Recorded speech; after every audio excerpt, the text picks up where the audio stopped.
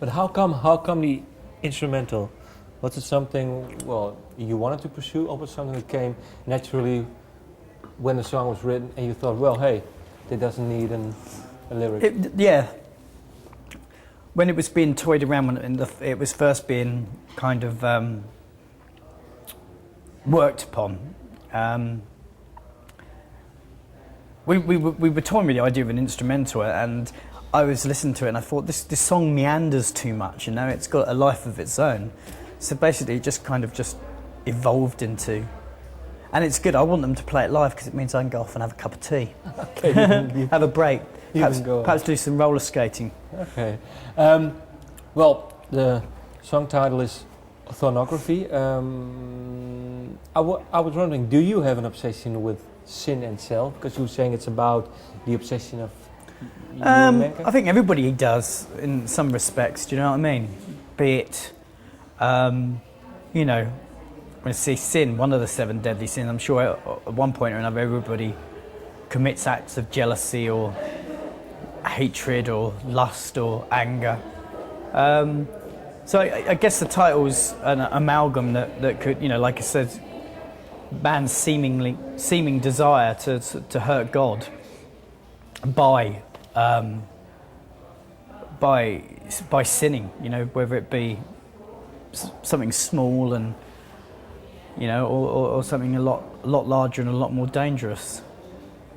And also it could represent, as I mentioned, an attraction or sexual desire for religious iconography, like this whole issue recently with Dan Brown and the Da Vinci Code and the theory about Mary Magdalene and, you know, this time immemorial secret. And again, a thorn can, in runic terms, not only can it represent something sharp and dangerous and something painful and spiteful, but it also can represent something that protects.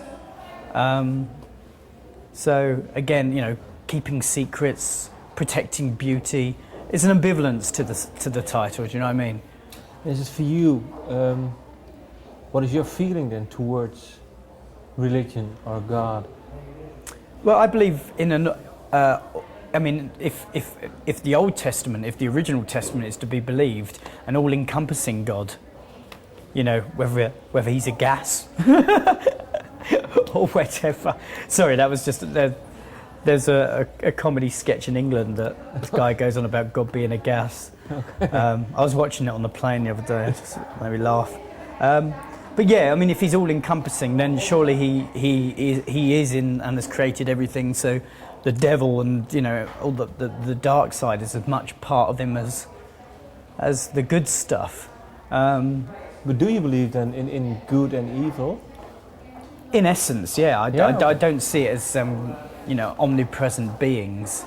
Okay. I believe everybody has the ability to conjure forth one or the other or act, but I mean, that's Catholicism for you, isn't it? Everything has to be black and white.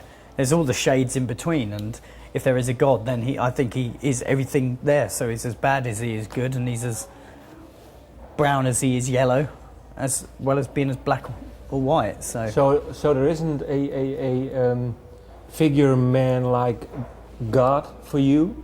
I mean, a man or a woman? Yeah. No, but I'm very because I collect sort of antiquarian sort of things, you know, antiques, and I spend time in India every year, so I've always got like sort of where? Goa. Goa, okay. My mother has a house out there where she lives for 6 months a year. Okay. So I like iconography. I like statues. I like representations of gods and statues. You know, be it Hindu, be it Egyptian. Because I've got 2 sarcophagi, full-size sarcophagi at home, and actually one's a sarcophagi, the other one's a sarcophagirl. Okay, yeah. Actually, one's my mummy. Okay, yeah. Yeah, shut up.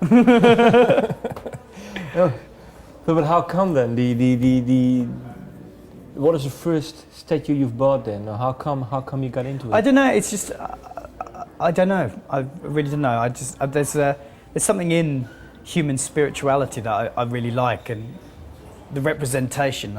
You know, I just find it very empirical.